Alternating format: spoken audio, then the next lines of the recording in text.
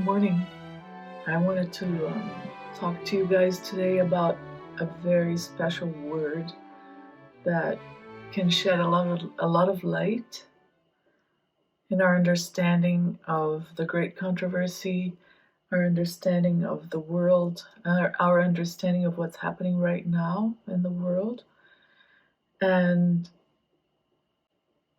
I'll start by just quoting something that Jesus said when he was talking about, when the disciples had asked him about the signs of the end. They asked, "Tell us, when shall these things be? And what shall be the sign of thy coming and of the end of the world?" And so Jesus answered them many things, but one of the things that he said was in verse 11. He said, "And many false prophets shall rise and shall deceive many." And then this is the word, okay? "And because iniquity shall abound, the love of many shall grow cold." So that little word is the word I want to share with you guys today, the word iniquity. And I'm not going to go too much in depth about it, because I hope we have already written about it and made videos about it.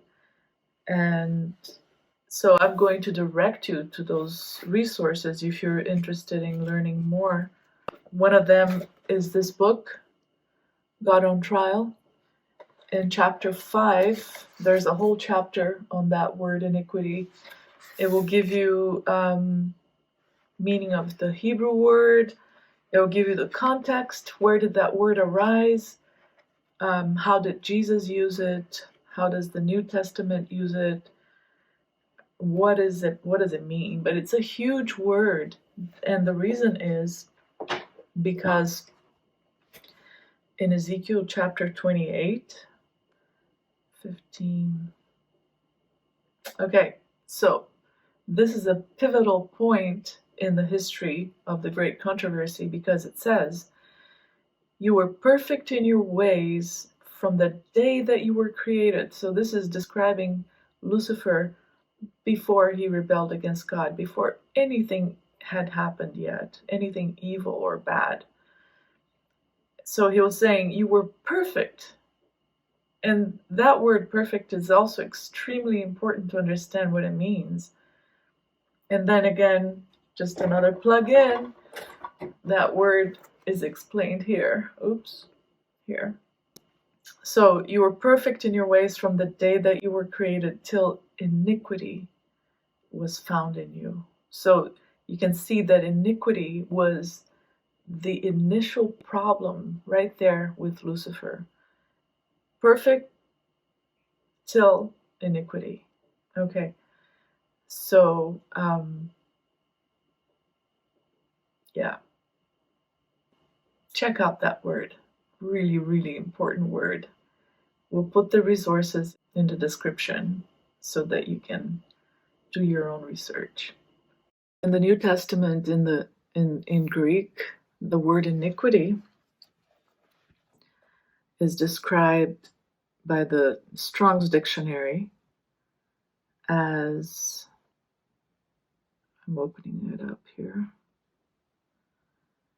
illegality, that is violation of law. Okay, violation of law. Imagine that you have created a gadget or whatever it is. Let's take the computer, for instance. Let's say that you want to use a computer, and that instead of plugging it into electricity, which is what powers its battery, I don't know, you use gas. I don't know. You just pretty much go against everything that it was designed to do. Okay? That's what iniquity is. Iniquity is like going against everything that God had created us to function by. So iniquity is responsible for dismantling the creation, which includes death. So, God gets blamed for killing people, for punishing people because they're evil, but it's iniquity that's causing all of that.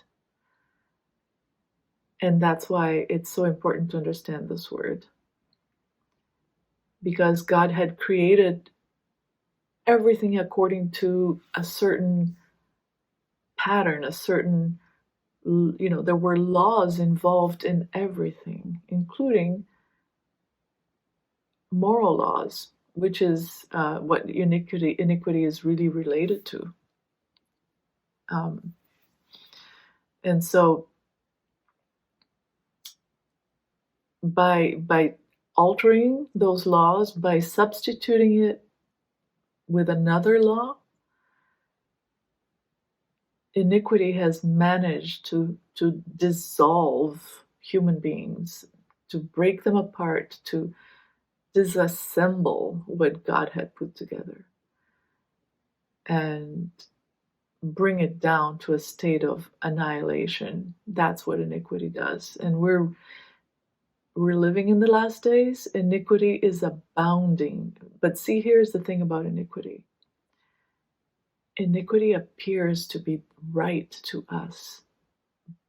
It appears to be the right thing to do. It appears to be the moral way, the high moral ground, believe it or not. But there's a verse in the Bible that says, "There's a way that seems right to man, but the ways are, but which leads to death," something like that. So that's what iniquity is. It seems right to man, but it leads to death. They were believers. And he turned around, the most definitive statement given in the entire scriptures, where Jesus turned around and said that you are of your father the devil, and the desires of your father you want to do, because he was a manslayer from the beginning and does not stand in the truth, because there is no truth in him.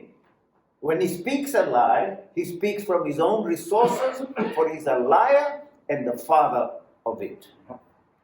So that word, see, the translations had totally, some had done the right thing. King James, New King James, they use the word murderer. That is not the right word. The Greek of that word is a manslayer. And a manslayer means that every form of death comes from the manslayer. And he was a manslayer from the beginning. And he's telling them that you are not worshipping my father. If you knew my father, you would not want to do what you want to do. And what did they want to do? They wanted to kill him. And that's when Jesus goes and says, any form of death, any form of killing belongs to your father, the devil. He was a manslayer from the beginning. Through him, the death principle came into the universe.